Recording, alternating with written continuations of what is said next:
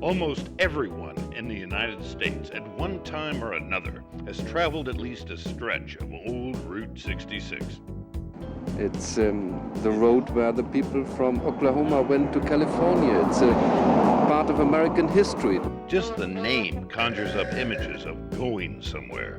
To me, it's going back in time, seeing things that I grew up with.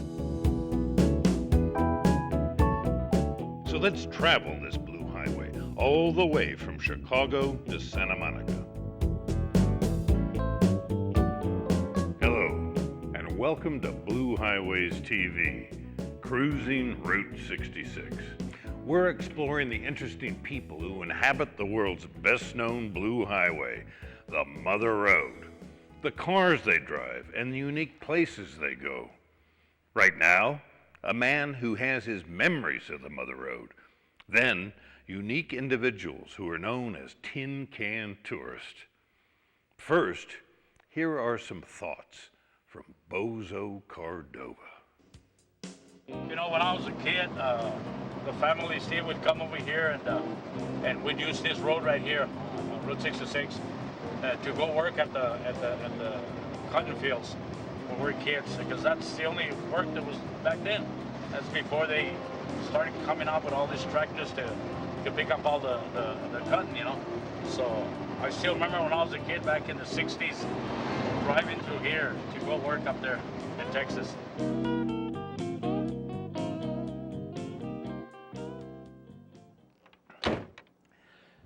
Tin can tourists, those itinerant travelers who'd rather haul their home behind them than check into a motor court, really came into their own after World War II. By the 1950s, there was many a family sedan out on the Mother Road pulling a shiny travel trailer behind. Some of those old classics are still around, and they congregate at a vista overlooking the Duke City, Albuquerque, New Mexico.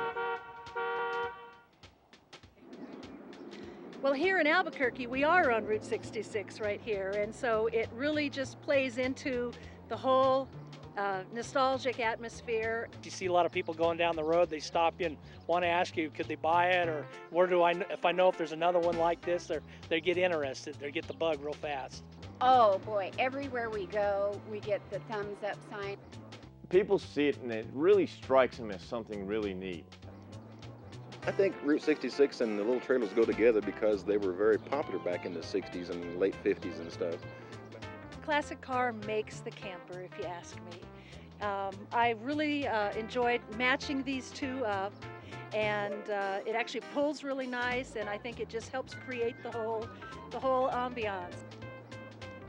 I bought the Airstream 5 years ago, and I pulled it with a 46 Ford flatbed truck with a Corvette motor in it initially. And the wife wanted something smoother. So we got smooth with Cadillac. And we've loved it ever since. The 58 Chevy is a nice heavy car, and so it pulls the trailer quite well. It's actually what these trailers were designed to be pulled behind. And I actually had the Chevy first and found the trailer to go with it. But I looked at the trailer because it would be a good accessory for this 58. My car is a 53 Ford convertible. I bought that car when I was 16 years old. I paid $50 for it. Drove it when I was a kid and drove it to high school and stuff. And it's powered by a 429 Cadillac right now, so it's got plenty of horsepower to pull a little trailer, no problem. And it'll squeeze about 11 miles a gallon for me if I'm careful. That's about it. Everybody should have the experience of riding in a vintage car, pulling a vintage camper. Once you see these going down the road, you'll understand why the classic car looks so much better in front of a classic vintage camper. It's just a nice fit. Well, initially I thought I would buy a camper and park it outside of my RV park here on Route 66, and sort of bumped into other people that had vintage campers, and I fell in love with it. You can create just a whole atmosphere, whatever you want inside of your camper, collect things at junk shops and antique shops, and just have a ball with it. I had the upholstery redone at the dinette, and had a nice little table that will actually fold down for a bed, vintage linens and things on the table, and then you move from the dinette to my kitchen area where I've got my sink and my hand pump and an ice box. There's this wonderful honey-colored curved cabinetry, which is really kind of nice. And so I was able to use the shelves to put all kinds of little antiques and coffee grinders and cookbooks and things up there. The reason I picked this particular trailer to pull behind my cars, I was really impressed with the fancy chrome part on the front and down the sides. It adds a little flash to the trailer on the outside. We kind of tried to go with a 50s retro theme inside this trailer with the kind of the 50s trailer park theme with the pink flamingos and the pink appliances and the curtains and the pink flamingos in the yard. And it's just kind of a retro theme. We wanted to kind of pay homage to Route 66, so our camper theme is a salute to rods, rock and roll, and Route 66. Absolutely. Wanted my trailer to reflect the Route 66 downtown area, Albuquerque, New Mexico. Well, I started by just ripping it apart completely, taking every screw and hinge out of it, and detailed and cleaned and restored every little piece and then reinstalled all those pieces. I think the interiors were much nicer in the vintage years than they are today in the new Airstream. I would prefer to take a vintage Airstream and turn it into something I like better than a new Airstream and turn it into something I like. When we have our little camper rallies, we do home tours, and we get to see what other people have done with their trailers, and it's just a hoot. Well, for me, it's such a part of history. You know, this is a 53, and of course, the 50s were really kind of the resurgence of travel with gas rationing from World War II was over, and automobiles were being produced again, you know, high performance automobiles, and they didn't have the metal shortage any longer. And so that really families were in the 50s and 60s was kind of like the golden age of travel in my mind. And of course, a vacation on Route 66 across country was kind of the ultimate vacation in the 50s and the 60s. That's why I wanted a 50s trailer. This trailer is a 1953 Terry Playmate. I bought it from a storage lot down on Central Avenue in Albuquerque for $150. It was a mess. He should have given me $150 to haul it off. I had to peel up all the outside, replace all the wood underneath, sand the entire inside down to bare wood. It had lots and lots of water damage, and a lot of the birch veneer had peeled up and was rippled. I replaced the floor, and of course most of the windows were broken out. Had I known what I was doing, I could have done it in a lot shorter time, but it took me 3 years to totally restore it. Now that I'm done with this one, I'm kind of like, I've got to get another one. Well, once you get started, I think that you want to keep on going. I started out with one, and now I have two, and I'm looking forward to another one. I just haven't figured out which one yet. They are pieces of art. The craftsmanship way back when was just really quite detailed, and to be able to bring this back, and it was such luster, is very exciting, and it's beautiful. People like to redo these old trailers just because they have a lot of character, and it's kind of a nostalgic thing. A lot of people remember when their parents had these old trailers when they were kids, and they remember good times using them. I prefer myself to leave them as close to original as inside, with maybe exceptions of some color changes and stuff.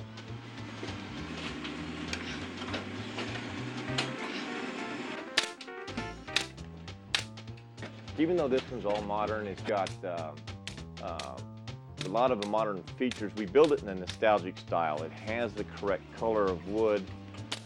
We use vintage laminates on the countertops, and we try to find vintage upholstery materials that look correct for the period for a 50-year-old trailer. So when they look in it, the first impression is going to be is it's an old trailer, even though it's all new. Yeah, I just pinched myself really good with it. The first time we did aluminum, we were scared to death because we just didn't know what we were doing really. But now it just comes so easy. We found out that Well, we've developed some techniques for doing it that just make it very simple, and we can do it very quickly. Perfect. That's right. Why do I build trailers? Because I love them. It's an addiction to me. It's a matter of creating something. There's a lot of pride. I have a lot of pride when I take some of these old wrecks, and they are wrecks. I mean, they're ready for the junkyard. And when we're done, they look better than they are brand new. And there's a lot of pride in bringing something back to life that was gone.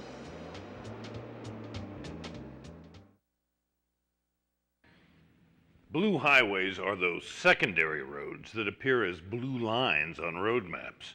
Route 66 is one such blue highway, perhaps the best known in the world. So over the years, a lot of businesses have perched themselves on the shoulders of the old highway, put up a neon sign, and decided to cash in on the Route 66 theme. On the western outskirts of Albuquerque, New Mexico, stands a new tourist trap that in some ways is reminiscent of the reptile farms, outlaw museums, and other roadside attractions that the old highway supported. This is one place on the Mother Road where you will find both sin and redemption.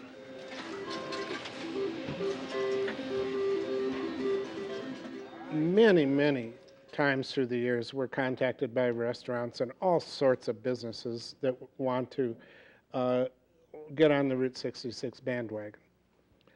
And typically what they'll do is they'll stick a few shields up and some photos of Route 66, and that's great, I love it.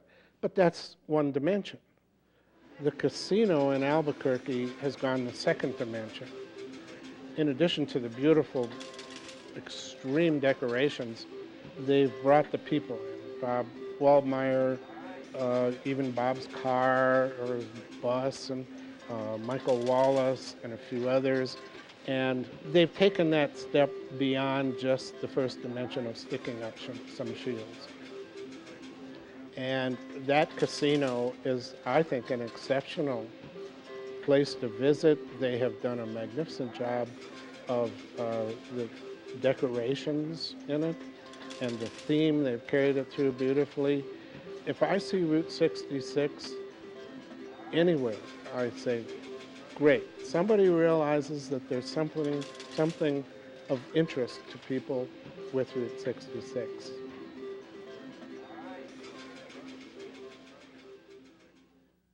I went down to Adria at the Midpoint Cafe. You know, I've got a girlfriend there. Her name is old Gran Hauser. She gives me a piece of pie and says, Harley, can you stay all night? I said, yeah, maybe. I'm sure, honey. I said, but I'm getting awful tired and I've got an appointment, a reservation over at the Blue Swallow. I got a getting tired and I've got a reservation at the Blue Swallow over in Tucumcari. Oh yeah, I'm gonna spend... Much of the allure of Route 66 has always been the variety of neon signs that drew cars like a magnet to a myriad of establishments ready to render service and dispense hospitality. That hasn't changed. In fact, neon is getting even more popular, and many of the old signs are glowing like never before.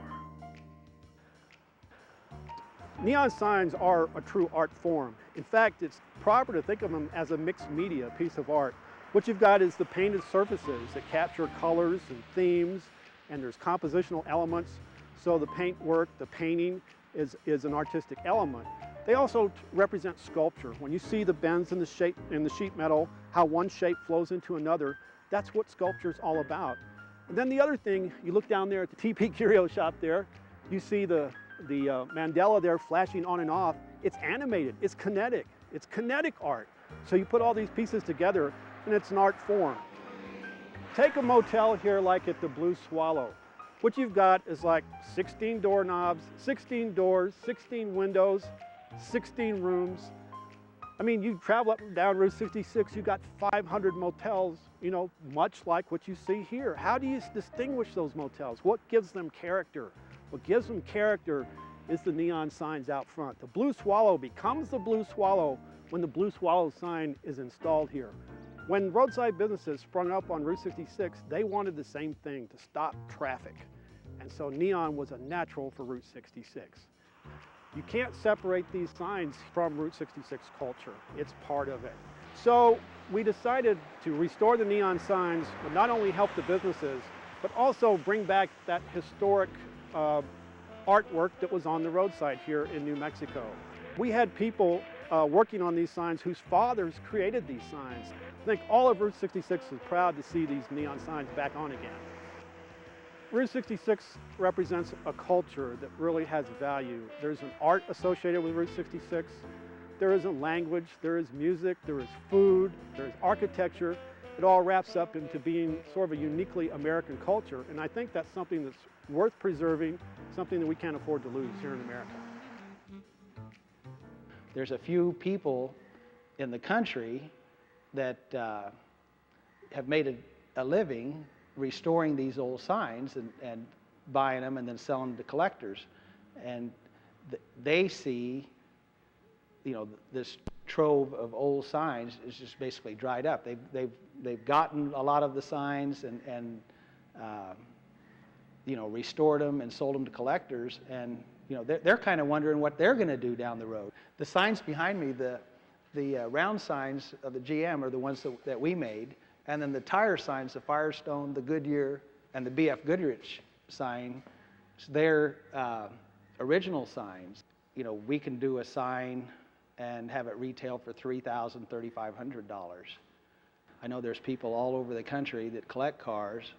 They want to have a lot of the other nostalgia of the time, whether it's gas pumps, neon signs.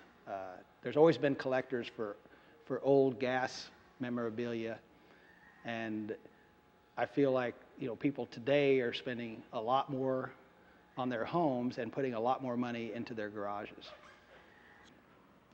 I want to take a minute here and show you how to enjoy a neon sign. It's a multi-sensory experience. The first thing I want you to do is just take your eyes and let your eyes roll across the contours of the sign. Follow the curves with your eye. Let these saturated colors flow into your eyes. It's a very visual experience. Then next, I want you to go underneath the sign, and I want you to stand there and wait till there is no traffic, till it's very quiet. And then I want you to listen. You're going to hear the hum of the high voltage transformers. It's like music. It's like the neon sign is singing to you. It'll transport you to a meditative state. So if you listen to the sign, if you use your eyes and look at the sign, smell the sign, it'll go inside you and it'll warm you. And if you do, like I told you, you will find out that a neon sign can turn you on.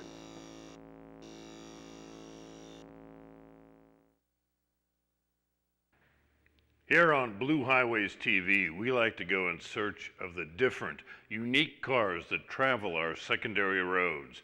They're not always new, shiny, or fast, but one thing that's for sure, they're road tested.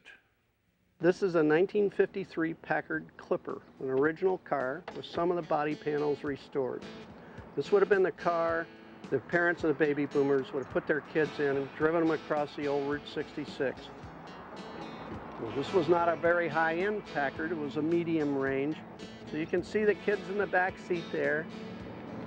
It's got the great push-button radio, typical 1950s automobile, wide, sort of streamlined.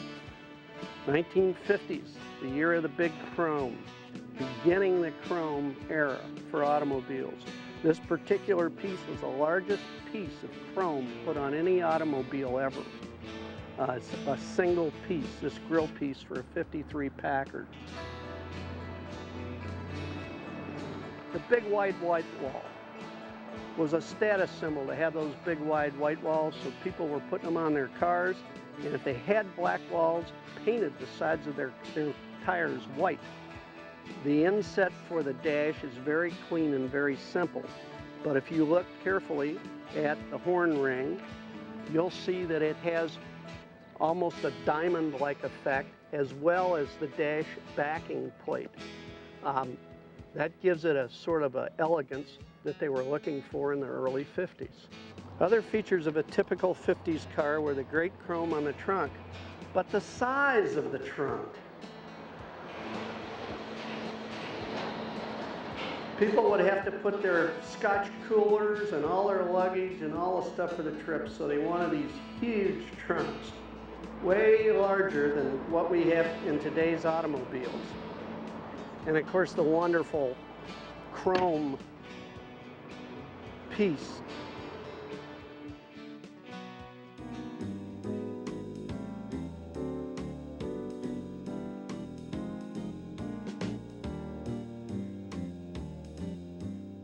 Of course, you can't never beat red, but the fact that the square birds are really becoming more popular because the two-passenger birds, they're just, a lot of people's got those and they don't want to sell them. I've probably had between 75 and 85 that I've owned personally. Of course, as a dealer, I owned a lot more that we sold. It definitely was. The four-passenger Thunderbird had a lot more volume in sales than the little two-passengers in 56 and 7. So, and it held the road. The balance is real good, and of course the motor is powerful enough that you could cruise 70, 75 mile an hour on the highways. The nostalgia of the car and the fact that there's just not very many of them out there. So you got, especially if you get a chance to put the top down, well, you've got something kind of unique, and people do look. And then if you stop, well, it gathers attention also. It's great riding down Route 66. The only thing, Route 66 has got a few more little concrete bumps in it than the interstate, but it gives you the feel of the road, and that's what people liked back then. And I remember the first time I traveled Route 66 to California with my folks out in Arizona, the road was kind of temporary. It would get blown out. So the fact that you can get on it, and especially in Oklahoma, there's so much usable part of 66 anymore in of course, the nostalgia. So it brings back a lot of fond memories. The fact that so many people traveled it over the years, and you know, it's still good shape.